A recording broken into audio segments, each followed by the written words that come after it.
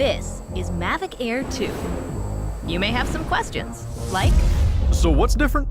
well, let's start with the larger sensor. There's a lot more pixels, 48 megapixels to be exact, which means you can do this. And then shoot a hyperlapse in 8K. With Smart Photo, every shot is a masterpiece. Yeah, but photos aren't really my thing. Don't worry, we've got you covered. It also does 4K 60p video. You can also slow things down.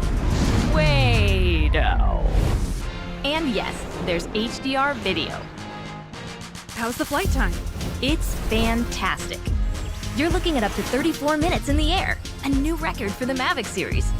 We've added OcuSync 2.0, so you can fly longer and see clearer. What if I'm not a great pilot? That's where ActiveTrack comes in, so you can fly like a pro. Or just press a button. Here's the best part, automatic obstacle avoidance. Okay, but what do I do with all these shots? Here's an idea. Use the DJI Fly app to edit and share your moments with just a tap. So, what's different? A whole lot.